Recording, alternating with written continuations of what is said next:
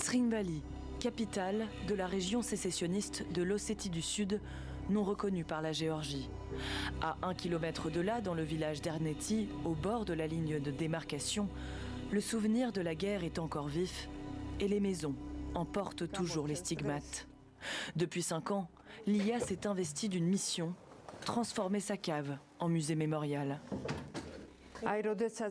Ça, c'était ma maison avant la restauration. La porte d'entrée du musée, c'est celle-là. Il y a encore des traces des bombardements, vous voyez.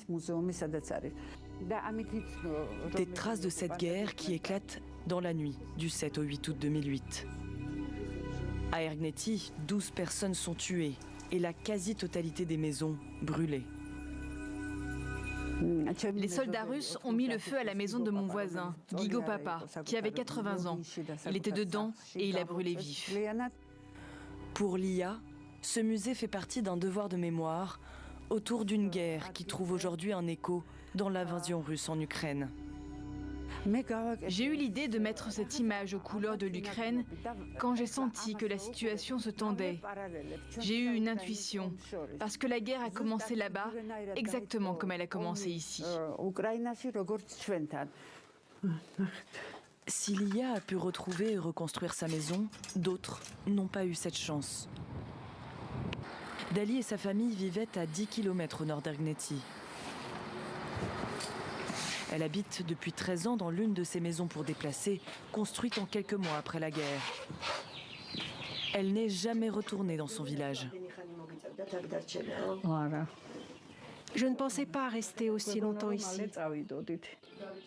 Depuis le 24 février dernier, Dali regarde quotidiennement les informations en boucle sur la guerre en Ukraine. Quand on regarde ces images, on a mal au cœur. On a vécu exactement la même chose. La situation en Ukraine réveille une douleur ancienne. Une douleur, une crainte aussi. Si les Russes obtiennent une victoire en Ukraine, ils reviendront ici. À vrai dire, on a peur. Nous avons peur. Le village de Dali n'existe plus aujourd'hui. Comme 16 autres qui, avant 2008, étaient peuplés majoritairement de personnes ethniquement géorgiennes. Des villages aujourd'hui rayés de la carte. Vous voyez sur ces photos de 2020, il n'y a plus aucune trace de ces villages qui existaient avant la guerre. C'est la stratégie russe. Effacer toutes les traces de la mémoire et de la civilisation géorgienne sur ces territoires-là. David Beritashvili est biologiste macromoléculaire de formation. En 2011, il commence à récolter des informations sur les crimes de guerre et documente les modes opératoires des soldats russes. Les pilleurs ossètes et russes se servaient dans les maisons des Géorgiens sous la protection des soldats russes. Les machines à laver, les télés, les meubles, tout ce qu'ils trouvaient. Après, un cocktail Molotov suffisait pour brûler les maisons. Cette stratégie est la même aujourd'hui dans les villages et les villes en Ukraine. Les 31 000 documents qu'il rassemble attirent l'attention de la Cour pénale internationale. Le 10 mars dernier, l'institution émet un mandat d'arrêt contre 3 personnes, mais les vrais coupables, selon David, ne seront jamais jugés.